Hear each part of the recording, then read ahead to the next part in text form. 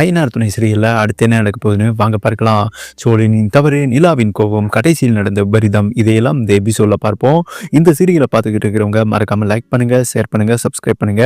அடுத்தடுத்து என்ன நடக்குதுன்னு சுவாரஸ்யமா பார்ப்போம். சோழன் தன்னோட தவறை உணர்ந்து கவலைப்படுறாருங்க.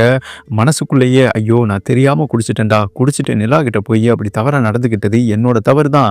என்னோட உயிரே நிலாச்சலம் தான். ஆனா இப்ப அந்த உயிரே நம்ம வீட்டை விட்டு வெளியே போயிட்டா. ஹாஸ்டல்ல தங்குறாளே நிலா, ஹாஸ்டல்ல தங்குறது என்னால் ஏற்றுக்கவே முடியலப்பா அப்படின்னு மனசுக்குள்ளேயே புலம்பிக்கிட்டு இருக்காரு. சோழன் உடனே ஹாஸ்டலுக்கு போய் நிலா கிட்ட சமாதானமாக பேசி பார்க்குறாரு. ஆனால் நிலா எதுக்கும் வளைஞ்சு கொடுக்குற மாதிரி தெரியல, ஒத்துக்கிறவே மாட்டாங்கன்னு வைங்களேன். இன்னொரு சீனில் பார்த்தா பல்லவன் நிலா மேலே ரொம்பவே பாசமாக இருக்கார் இல்லையா. அவர் சேரன்கிட்ட போய் அண்ணியை எப்படியாவது கூட்டிகிட்டு வந்துடுவேன்னு பல்லவன் சொல்கிறாரு.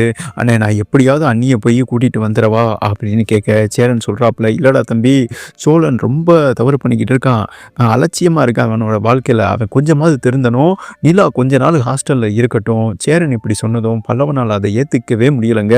அவர் மனசு உடைஞ்சு அழுகிறாரு. இன்னொரு பக்கம் சோழனும் கதறியால. இன்னொரு சீனில் சோழனுக்கு விபத்து ஏற்படுது.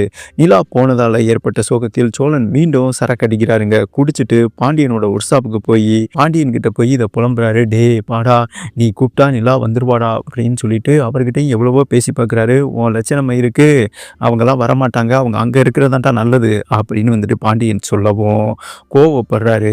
கோவப்பட்டு பாண்டியன் அடிக்க போறாரு. பாண்டியன் வச்சிருக்கிற பைக்கை எடுத்துட்டு அந்த குடிபோதில் குண்டக்க மண்டக்க ஓட்ட ஆரம்பிக்கிறாருங்க. பைக்கு ஒரு கட்டத்தில் கட்டுப்பாட்டை இழந்து ஒரு மரத்தில் வந்துட்டு போய் மோத சோழன் நிலை குலைந்து கீழே விழுகிறாரு. அங்கே பக்கத்தில் இருக்கிறவங்க சோழனை பார்த்து உடனே ஆம்புலன்ஸு கூப்பிட்டு அவரை மருத்துவமனைக்கு ஏற்றி விடுறாங்க. மருத்துவமனையில் உள்ள நர்ஸு சோழனோட ஃபோனை எடுத்து நிலா நம்பருக்கே கரெக்டாக ஃபோன் பண்ணுறாங்க. நிலா ஹாஸ்டலில் தான் சோழன் மேலே கோபமாக இருக்கிறதால அவரோட நிலைமை மோசமாயிடுச்சுன்னு தெரியாமல் இருக்காங்க. ஆனால் அவங்களோட மனசு ஒரு விதமான கலக்கமும் பயமும் ஓடிக்கிட்டே இருக்கு. சோழன் கூட இல்லாமல் அவங்களால வாழ முடியல. கோபத்தில் இருந்தாலும் சோழன் மேலே இருந்த பாசம் கொஞ்சம் கூட அவங்களுக்கு குறையல. மனசுக்குள்ளேயே சோழன் என்ன பண்ணிக்கிட்டு இருக்காருன்னு தெரியலையே, ஏன் இப்படி பண்ணாரு, எனக்காக கொஞ்சம் கூட பொறுமை காக்கலையா அவரு. ஆனால் அவர் மேலே எனக்கு கோபமே வரமாட்டேது. அப்போதான் ஃபோன் அடிக்கிற சத்தம் கேட்குது. சோழனோட நம்பர்ல இருந்து ஃபோன் வருதுங்க. அதை பார்த்த நிலாவுக்கு ஒரு நடுக்கம் வர, இப்போ எதுக்கு சோழன் ஃபோன் பண்ணுறாரு அப்படின்னு யோசிக்கிறாங்க. ஃபோனையும் அட்டன் பண்ணி பேசும்போது தான் நிலாவுக்கு உண்மை தெரிய வருதுங்க.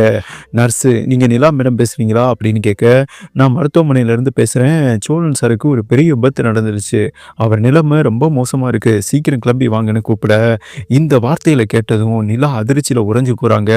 அவங்களால அதை நம்பவே முடியலை. கோபத்தில் ஹாஸ்டலுக்கு வந்த நிலா சோழன் ஆபத்தான நிலையில் இருக்காருன்னு தெரிஞ்சதும் என்ன பண்ணுவாங்க?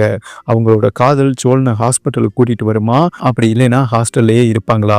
இறுதியாக இந்த சீரியலை பார்த்துக்கிட்டு இருக்கிறவங்க மறக்காம லைக் பண்ணுங்க, ஷேர் பண்ணுங்க, சப்ஸ்கிரைப் பண்ணுங்க.